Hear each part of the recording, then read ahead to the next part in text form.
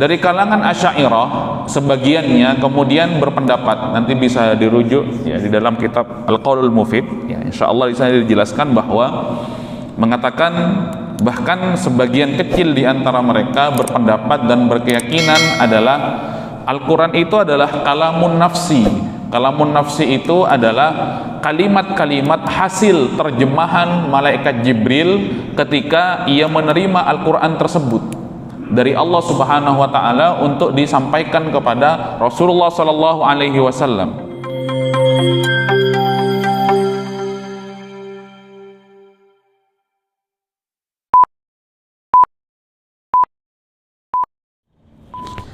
Bismillahirrahmanirrahim. Assalamualaikum warahmatullahi wabarakatuh.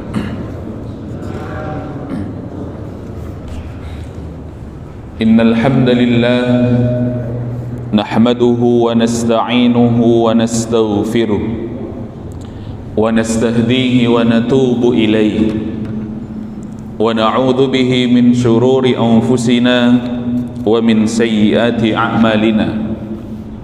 Man yahdihillahu fala mudilla lahu wa man yudlil fala hadiya lahu. Ashhadu an la ilaha illallah wa ashhadu anna Muhammadan abduhu wa rasuluh la nabiyya wa la rasula ba'dah. Qala Allah ta'ala fil Qur'anil Karim, a'udzu billahi minasy syaithanir rajim. Bismillahirrahmanirrahim. Ya ayyuhan nasu ittaqu rabbakumul ladzi khalaqakum min nafsin wahidah wa khalaqa minha zawjaha wa batha minhuma rijalan katsiran wa nisaa'a wattaqullaha alladzi tasaaluna bihi wal arham innallaha kana 'alaikum raqiba. Wa qala Rasulullah sallallahu alaihi wasallam, fa inna asdaqal hadithi kitabullah wa khairul hadi hadi Muhammadin sallallahu alaihi wasallam wa syarrul umuri muhdatsatuha ala fa inna kulla muhdatsatin fid dini bid'ah wa kulla bid'atin dhalalah wa kulla dhalalatin finnar. Rabbi israh li sadri wa yassir li amri wahlul 'uqdatam min lisani yafqahu qawli. Radina billahi rabba wa bil islami dina wa bi Muhammadin sallallahu alaihi wasallama nabiyyan wa rasula. Rabbana zidna ilma warzuqna fahma. Alhamdulillah, jamaah rahimakumullah. Marilah kita bersyukur kepada Allah Subhanahu wa taala. Di pagi hari ini Allah kembali menghidupkan kita setelah kematian kita. Allah kembali memberikan kekuatan kepada kita untuk melaksanakan ketaatan-ketaatan kepada Allah yang kita maksudkan. Kelak ketaatan tersebut menjadi bekal kita untuk mengarungi kehidupan setelah kematian. Salawat dan salam mari kita haturkan kepada junjungan kita Nabi Muhammad sallallahu alaihi wasallam. Salawat kepada keluarga beliau, kepada sahabat-sahabat beliau, kepada para tabi'in, tabi'ut tabi'in, dan orang-orang yang senantiasa mengikuti jejak langkah beliau hingga hari kiamat. Kita memohon kepada Allah mudah-mudahan dijadikan hamba yang mendapatkan syafaat Rasulullah sallallahu alaihi wasallam. Jamaah rahimakumullah, tak lupa kita berzikir di pagi hari ini. Asbahna ala fitratil Islam wa ala kalimatil ikhlas wa ala dini nabiyyina Muhammadin sallallahu alaihi wasallam wa ala millati abina Ibrahim hanifa wa ma kana minal musyrikin. Allahumma anta rabbana la ilaha illa anta khalaqtana wa nahnu ibaduka wa nahnu ala ahdika wa wa'dika mastata'na na'udzu bika min syarri ma sana'na nabu'u laka bi ni'matika 'alaina wa nabu'u bi dhunubina faghfir lana fa innahu la yaghfirudz dzunuba illa anta. Jamaah rahimakumullah, mari kita lanjutkan pembacaan kitab Syarh Al-Aqidah Al-Wasithiyah.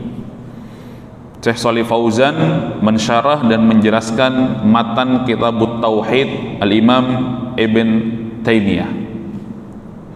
Pada pagi hari ini pembahasan wujubul iman bi annal Qur'ana kalamullahi haqiqah. Kita wajib beriman kepada Al-Quran, bahwasanya Al-Quran itu sebenar-benarnya kalamullah. Tentu pembahasan ini mengingatkan kepada kita semuanya tentang fitnah khalqul Quran yang terjadi di masa Imam Ahmad, yang terjadi kepada Imam Ahmad itu sendiri. Ketika seorang ulama kemudian berbeda pendapat, berbeda keimanan tentang Al-Quran dengan penguasa yang hidup pada saat itu, dan itu khalifah. Maunya khalifah mengimani bahwasanya Al-Quran itu adalah makhluk, ya. Al-Quran itu adalah ciptaan Allah Subhanahu wa ta'ala, bukan kalamullah. Kemudian dengan kuat Imam Ahmad Ibn Hanbal mengatakan Al-Quran itu adalah kalamullah, dan ini menjadi pertentangan, kemudian menjadikan seorang alim ini, seorang ulama ini kemudian disakiti, kemudian dipenjara. Ya biasa, ya. Di masa-masa yang lalu, mungkin bahkan ya, di masa-masa sampai sekarang, pertentangan di antara para ulama kemudian dengan penguasa itu biasa terjadi. Tapi ternyata kemudian peristiwa itu tidak berhenti begitu saja.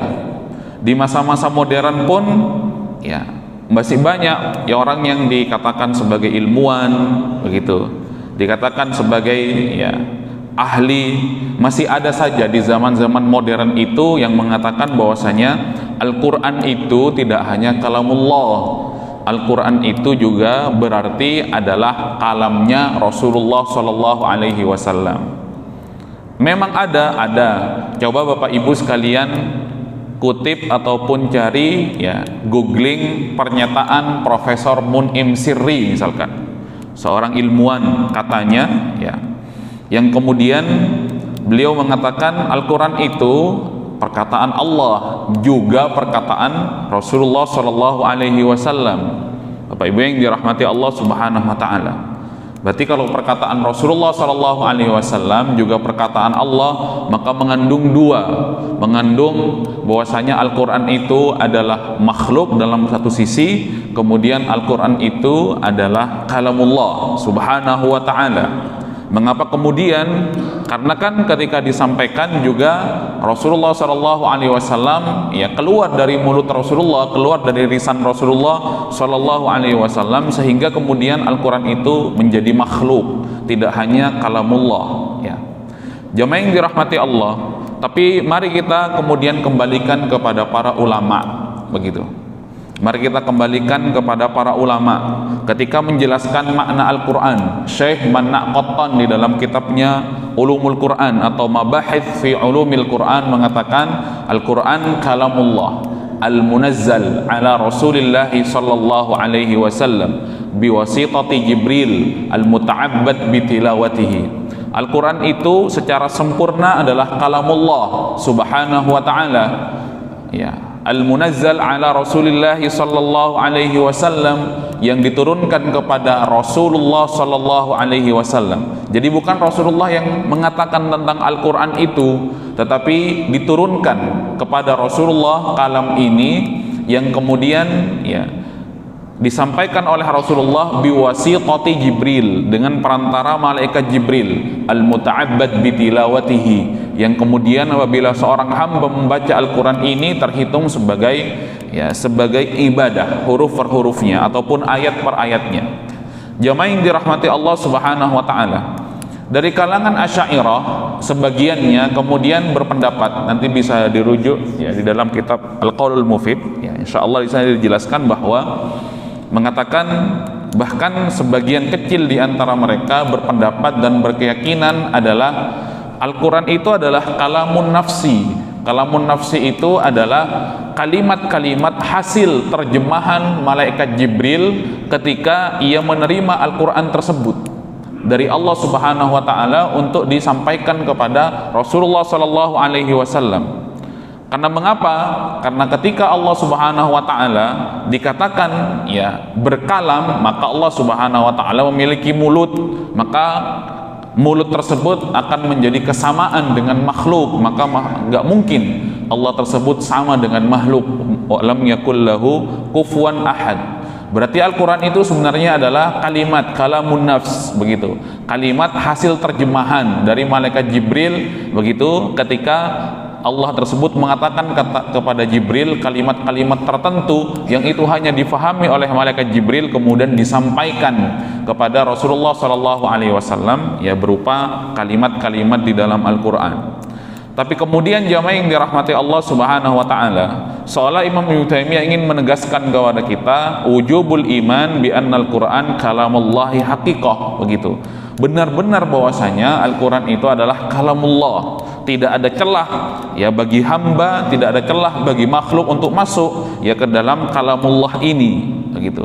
Karena kemudian ketika seorang hamba meyakini bahwasanya Al-Quran itu adalah bukan kalamullah, bahkan katanya adalah kalamnya Rasulullah Sallallahu Alaihi Wasallam, maka akan hilang kemukjizatan Al-Quran ini ya sebagai kalamullah.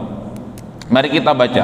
Qala rahimahullah, berkata rahimahullah al-Imam Ibnu Taimiyah, wa minal imani billahi wa kutubihi al-imanu bi annal Qur'ana kalamullah. Kita beriman bahwasanya ya Al-Quran itu adalah kalamullah. Ya, tuntutan-tuntutan daripada iman kepada Allah dan kepada kitabnya, kita harus meyakini bahwasanya Al-Quran itu adalah kalamullah, munazzalun ghairu makhluqin, yang diturunkan kepada Rasulullah sallallahu alaihi wasallam. Dan kemudian ingat kata Imam Ibnu Taimiyah, ghairu makhluqin, ya Al-Quran ini bukan makhluk kok ya. Al-Quran ini ya bukan ciptaan Allah Subhanahu wa taala. Al-Quran ini adalah kalamullah, Allah sendiri yang kemudian berfirman, berkata-kata. Bapak Ibu yang dirahmati Allah Subhanahu wa taala, sekali lagi, ketika seseorang itu menolak Al-Quran itu adalah kalamullah, begitu, mereka meyakini sebatas ataupun sekilas, kemudian alasan mereka itu kuat. Kalau Allah Subhanahu wa taala itu berkalam ataupun berkata-kata ataupun berbicara, berarti Allah itu memiliki mulut, begitu, memiliki lisan. Berarti kalau memiliki lisan, Allah Subhanahu wa taala sama dengan makhluk, begitu. Kalau sama dengan makhluk, berarti itu salah, berarti itu melanggar. Karena apa? Karena Allah sendiri yang mengatakan walam yakul lahu kufuwan ahad, begitu. Allah itu tidak sama dengan makhluk, begitu. Mungkin sekilas akan muncul, oh iya juga ya, begitu. Tapi Bapak Ibu yang dirahmati Allah Subhanahu wa taala, ya, ghairu makhlukin, disampaikan Al-Quran itu bukan makhluk, begitu. Minhu bada'a wa ilaihi ya'ud, begitu. Dari Allah Subhanahu wa taala kalam tersebut dan akan kembali kepada Allah Subhanahu wa taala. Wa annallaha takallama bihi haqiqatan, dan secara hakikatnya Allah Subhanahu wa taala yang kemudian berkalam dan berbicara perihal Al-Qur'an tersebut. Bapak Ibu yang dirahmati Allah, jadi bukan Rasulullah. Jadi bukan Rasulullah yang mengarang Al-Qur'an itu. Ya, Rasulullah Shallallahu Alaihi Wasallam hanya muballigh. Rasulullah Shallallahu Alaihi Wasallam kemudian hanya yang menyampaikan. Rasulullah itu bukan musyarri'. Rasulullah itu bukan yang membikin syariat, tetapi Allah Subhanahu Wa Taala yang musyarri'nya, kemudian Rasulullah Shallallahu Alaihi Wasallam mubalighnya, yang menyampaikan syariat-syariat Allah tersebut. Wa annal Qur'ana alladzi anzalahu ala Muhammadin huwa kalamullahi haqiqatan la kalamu ghairihi. Kemudian Al-Quran yang diturunkan oleh Allah Subhanahu wa taala kepada Rasulullah dengan perantara malaikat Jibril itu adalah secara hakikatnya ya secara benar adalah kalamullah dan bukan kalam selain Allah Subhanahu wa taala. Bapak Ibu yang dirahmati Allah Subhanahu wa taala, wala yajuzu itlaqul qawli bi annahu hikayatun an kalamillah, begitu. Dan tidak boleh dimaknai bahwasanya Al-Qur'an itu adalah makna yang disampaikan oleh Rasulullah sallallahu alaihi wasallam ketika menerjemahkan kalam dari Allah Subhanahu wa taala. Tapi memang murni. Ya, jadi Rasulullah menerima, kemudian malaikat Jibril yang menyampaikan apa yang dikatakan oleh Allah Subhanahu wa taala disampaikan oleh malaikat Jibril kepada Rasulullah sallallahu alaihi wasallam, hanya perantara saja. Kemudian malaikat Jibril tidak menambahi, kemudian juga tidak mengurangi. Begitu Bapak Ibu yang dirahmati Allah. Maka kemudian orang-orang yang menolak Al-Quran adalah firman Allah ini, seringkali mereka itu dialektika, kemudian menggunakan akalnya. Cobalah ketika seseorang tersebut berbicara sesuatu, kemudian dititipkan pembicaraan tersebut untuk disampaikan kepada orang lain, tentu ada tambahan, ada kurangnya katanya. Itu yang dirahmati Allah. Seolah-olah ingin mengatakan bahwasanya malaikat Jibril itu menambahi kalam-kalam Allah, menambahi firman-firman Allah Subhanahu wa taala. Seolah malaikat Jibril itu akan berdusta. Bisa saja Jibril itu menambahi, bisa saja Jibril itu mengurangi, atau bisa saja Jibril itu memberikan makna, maksud dari apa yang didengar dari Allah Subhanahu wa taala. Sehingga jauh sekali Al-Qur'an itu adalah kalamullah secara hakiki. Tapi tidak, Bapak Ibu yang dirahmati Allah Subhanahu wa taala. Itu naqsun, itu adalah sifat kurang bagi Allah Subhanahu wa taala, dan adalah tuduhan yang keji ketika mengatakan Al-Qur'an adalah Al-Qur'an adalah makhluk, bukan kalamullah Subhanahu wa taala. Bapak Ibu yang dirahmati Allah Subhanahu wa taala, mari kita lihat munazzalun ghairu makhluqin, jadi dia adalah ghairu makhluqin. Al-Quran itu turun kepada Rasulullah sallallahu alaihi wasallam, kemudian ghairu makhluqin. Mengapa tidak dikatakan, mengapa kita yakini bahwasanya Al-Quran itu adalah bukan makhluk, begitu, bukan makhluk, karena li'annahu sifatun min sifatihi. Kita tahu bahwasanya sifat-sifat Allah itu diantaranya Allah itu berbicara. Bapak Ibu yang dirahmati Allah Subhanahu wa taala. Kemudian ketika kita mengetahui bahwasanya Allah itu berbicara, lantas berhenti pertanyaan itu. Kalau berbicara kemudian Allah punya mulut, sudah Bapak Ibu yang dirahmati Allah Subhanahu wa taala. Karena Allah itu berbicara kaifa syaa wa mata syaa wa aina syaa. Allah itu berbicara tergantung maunya Allah Subhanahu wa taala. Bagaimana Allah berbicara itu kita kembalikan kepada Allah Subhanahu wa taala. Di mana Allah berbicara itu Allah yang mengetahui. Kapan Allah berbicara itu kemudian Allah yang mengetahui, kita kembalikan. Tugas kita hanyalah beriman kepada sifat-sifat Allah tersebut. Jangan lantas kita lebarkan, kalau begitu Allah itu begini, sebagaimana pertentangan di antara para ulama yang kemudian terjadi debat yang begitu keras. Bapak Ibu yang dirahmati Allah, kalau Allah itu di langit, kalau Allah itu beristiwa, kalau Allah itu bersemayam di atas arsy, berarti Allah itu butuh dengan arsy, begitu, karena arsy itu adalah makhluk. Masya Allah itu butuh sama makhluk, kan tidak mungkin Bapak Ibu yang dirahmati Allah Subhanahu wa taala. Berarti Allah itu butuh dengan langit, berarti Allah itu kemudian terkungkung ataupun terpenjara di dalam sebuah makhluk ciptaannya sendiri. Kan kemudian begitu hasil daripada perenungan orang-orang yang menolak ketika kita harusnya mengimani bahwasanya Allah Subhanahu wa taala beristiwa, adapun bagaimananya adalah Allah sendiri yang mengetahui. Kita diperintah dan diwajibkan mengimani itu semuanya.